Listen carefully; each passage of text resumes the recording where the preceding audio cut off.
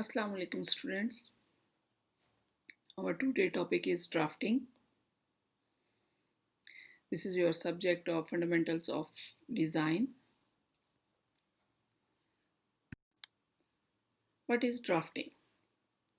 In general sense, it is an outline of a document or of something that needs to be done. One may prepare it as a rough sketch of a document from which a final document is prepared.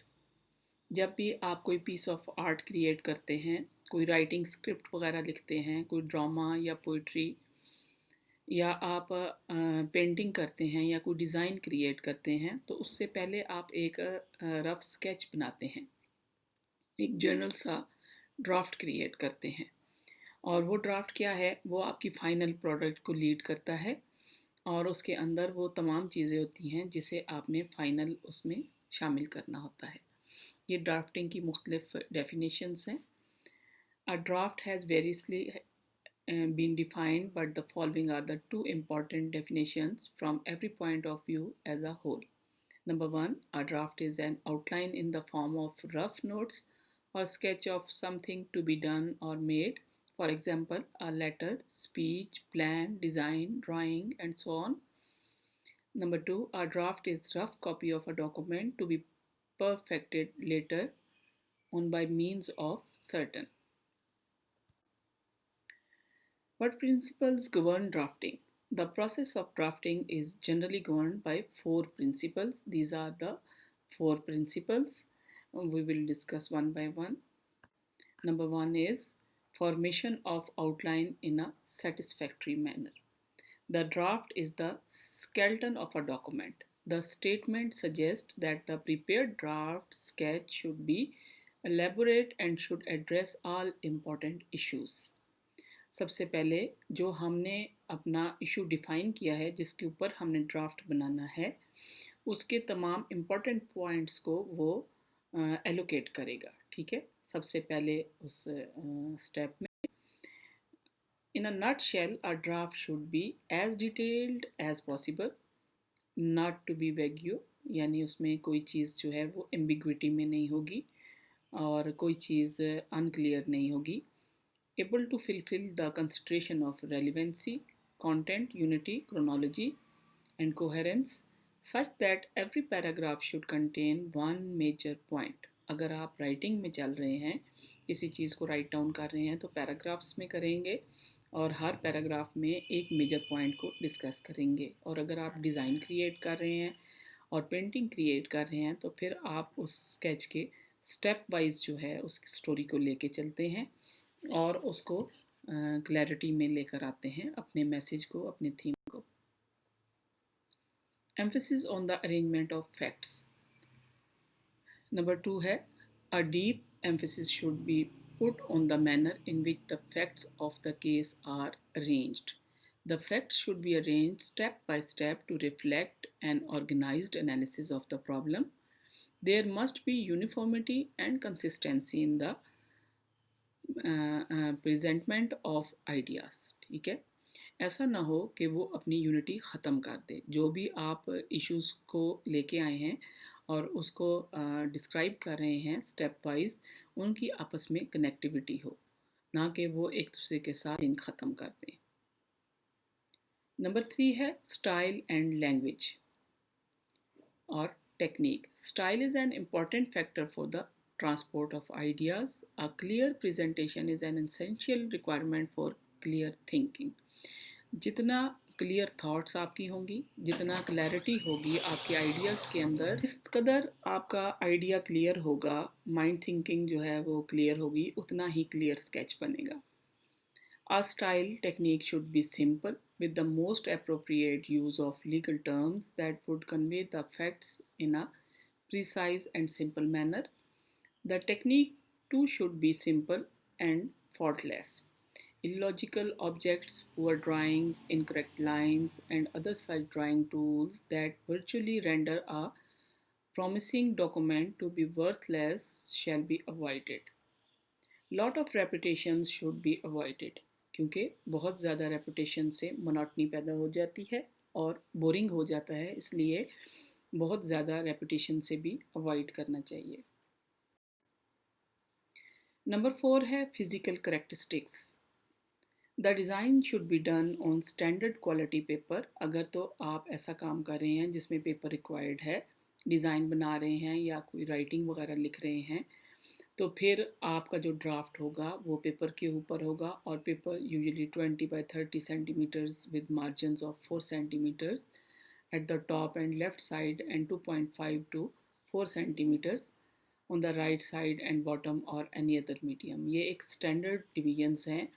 और अगर आप writing कर रहे हों तो ये margins और up down जो हैं सारे वो हेडर फुटर वगैरह उनको कंसिडर करके लिखना चाहिए. और अगर आप पेंटिंग या स्केच बना रहे हैं तो फिर आपका अगर पेपर वर्क है तो पेपर उस क्वालिटी का होना चाहिए जैसा आप मीडियम यूज़ कर रहे हैं. जैसा कि आपको पता है crayon, pastels, water colour, oil paint सब के लिए डिफरेंट टाइप का पेपर जो है मार्केट में अवेलेबल है.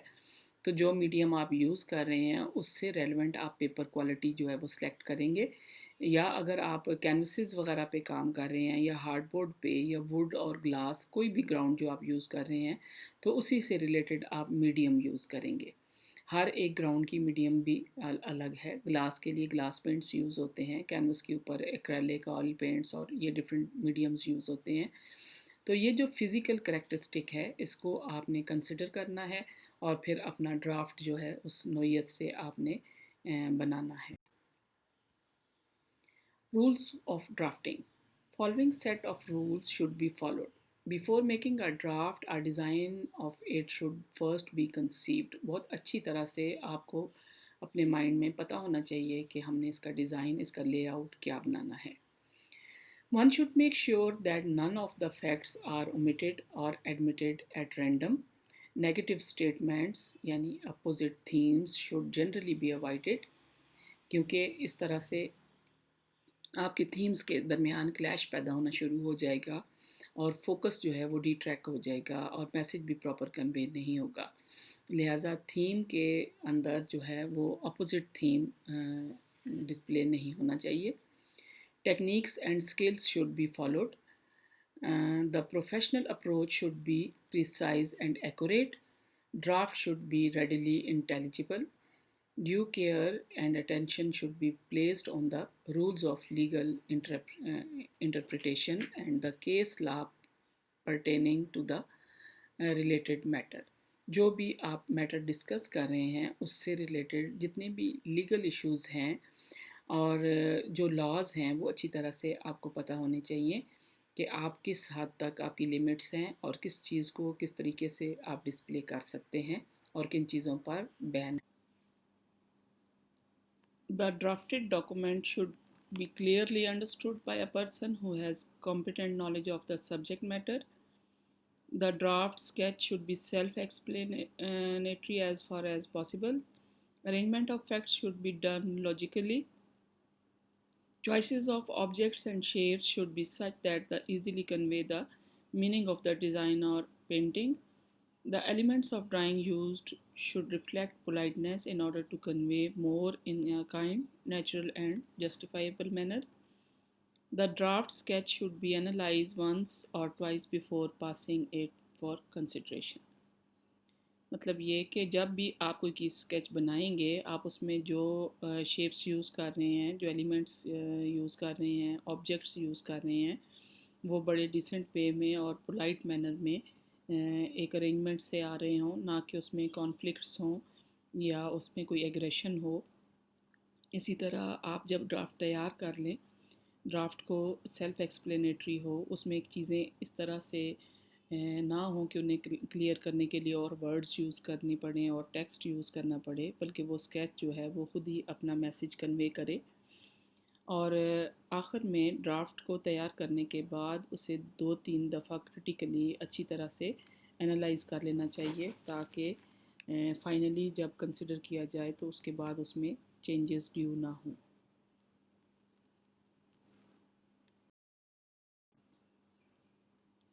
Types of drawing and drafting. There are different types of drawing and drafting. Architectural drafters. Architectural drafters कौन से होते हैं? ऐसे इंजीनियर्स जिन्होंने 4 इयर्स की डिग्री या उससे अबव एजुकेशन जो है वो ली हुई होती है. इंजीनियरिंग में MS किया हो, PhD की हो, या 4 ईयर डिग्री प्रोग्राम किया हो, या फिर डिप्लोमा किया हुआ हो, तो वो लोग आर्किटेक्चरल ड्राफ्ट्स जो हैं वो तैयार करते हैं, जिसमें हम देखते हैं घरों के डिज़ाइन हैं, डोमेस्टिक डिज़ाइंस हैं, घरों के सिंगल स्टोरी, डबल स्टोरी, बड़े और छोटे ऑफिस बिल्डिंग्स वगैरह हैं, म्यूज़ियम्स हैं, थिएटर्स हैं, और पब्लिक प्लेसेस हैं, गार्डन्स वगैरह हैं, पार्क्स हैं, इसके अलावा ज़ू हैं, और बहुत से आप देखते हैं ब्रिजेस हैं, स्ट्रक्चर्स बने हुए हैं, मार्केट्स बनी हुई हैं, बड़े बड़े मॉल्स हैं। इन सब के डिज़ाइंस जो हैं वो पहले आर्किटेक्चरल ड्राफ्टर्स जो हैं उसको ड्राफ्ट करते हैं, और उसके बाद उसके ऊपर बिल्डिंग्स जो हैं वो उसको फॉलो करते हुए बनती हैं। इसके बाद मैकेनिकल ड्राफ्टर्स हैं। मैकेनिकल ड्राफ्टर्स जो इंजीनियर्स ड्राफ्ट तैयार करते हैं, मैकेनिकल ड्राफ्टर उस पर वर्केबल प्लान्स जो हैं वो बनाते हैं, यानी उन्होंने तमाम जो मैन्युफैक्चरिंग प्रोसेस है उसको देखना होता है, उसको कंट्रोल करना होता है। मुख्तलिफ़ मैकेनिकल डिवाइसेस जो काम कर रही हैं, मुख्तलिफ़ मशीनरीज़ हैं, घरों के अंदर यूज़ होती हैं, इसके अलावा इंडस्ट्री में यूज़ होती हैं, रोड्स वगैरह पे यूज़ होती हैं, गाड़ियाँ बनती हैं, मशीन्स और बनती हैं। इन सब की सारी डिवाइसेस को जो मैकेनिकल ड्राफ्टर्स हैं वो डिज़ाइन भी करते हैं, ड्राफ्ट करते हैं, और फिर उनका मैकेनिकली उनको असेंबल करते हैं, और वो हमारे यूज़ में आती हैं। ग्राफिक डिज़ाइनर्स हैं थर्ड वन। ग्राफिक डिज़ाइनर्स क्या काम करते हैं? आप अपने इर्द गिर्द देखते हैं कि बहुत से लोग जो हैं वो सेल्फ़ एम्प्लॉयड हैं, और वो बड़ी हैंडसम अमाउंट जो है अपने इन डिज़ाइन से क्रिएट करते हैं। उनके मार्केट के अंदर उनकी बड़ी वैल्यू समझी जाती है, और लोगों को वो फैसिलिटेट कर रहे होते हैं। ग्राफिक डिज़ाइनर्स जो हैं वो मुख्तलिफ़ प्रोडक्ट्स की पैकेजिंग के लिए जो मटेरियल चाहिए, लोगोज़ वगैरह चाहिए, एडवर्टाइजमेंट के लिए जितना मटेरियल चाहिए, हैंड आउट्स या बैनर्स हैं, या सोशल मीडिया के ऊपर कोई क्लिप है, या टीवी वगैरह के ऊपर कोई क्लिप है, इसी तरह प्रमोशनल कैंपेन्स वगैरह चलती हैं, इसी तरह सोशल कम्युनिकेशन, किसी इशू के ऊपर कम्युनिकेशन डेवलप होती है। इन सारी चीज़ों को कौन ग्रैब करता है? ग्राफिक डिज़ाइनर्स जो हैं वो इन सारी चीज़ों को ग्रैब करते हैं, और कंज्यूमर की अटेंशन को अपनी तरफ लाते हैं, और सोसाइटी के अंदर बहुत अच्छा रोल प्ले करते हैं। ये एक सर्वे है कि एक ग्राफिक डिज़ाइनर जो है वो ईयरली कितना कमा रहा है, तो एक बड़ी हैंडसम अमाउंट है जो वो कि अपनी सेल्फ एम्प्लॉयमेंट से हासिल कर लेता है। उसके बाद इलस्ट्रेटर्स हैं। इलस्ट्रेटर्स जो हैं वो एक सर्वे के मुताबिक, ये सबसे ऊपर उसका फिगर आ रहा है, सर्वे के मुताबिक वो ईयरली या वीकली पर आवर कितने पर वीक कितने आवर काम करें, तो जो हैंडसम अमाउंट वो लेते हैं वो किसी भी अच्छी जॉब के इक्वल आ जाती है। इलस्ट्रेटर्स आप देखते हैं इंडिपेंडेंटली काम करते हैं, और उनके अंदर अपनी आर्टिस्टिक एबिलिटीज़ जो हैं या क्रिएटिव एबिलिटीज़ को यूज़ करके वो इसमें काम करते हैं। मुख्तलिफ़ पब्लिकेशंस होती हैं, बुक्स बनती हैं, बुक्स इलस्ट्रेट होती हैं, न्यूज़पेपर वगैरह आते हैं, मैगज़ीन्स प्रिंट होते हैं। इसके अलावा हमारे इर्द गिर्द हम देखते हैं ग्रीटिंग कार्ड्स हैं, कैलेंडर, स्टेशनरी वगैरह, वॉलपेपर्स वगैरह घरों के अंदर यूज़ होते हैं, शॉप्स में यूज़ होते हैं, रैपिंग शीट्स वगैरह यूज़ होती हैं, और विज़िटिंग कार्ड्स बनते हैं, और बहुत सी इसके अलावा चीज़ें हैं जो कि इलस्ट्रेटर्स जो हैं उनको ड्राफ्ट करते हैं और डिज़ाइन करते हैं, और उससे कस्टमर जो है वो सेटिस्फाई होता है, और वो अपनी अर्निंग में इजाफ़ा करते हैं। Thank you, student, for listening.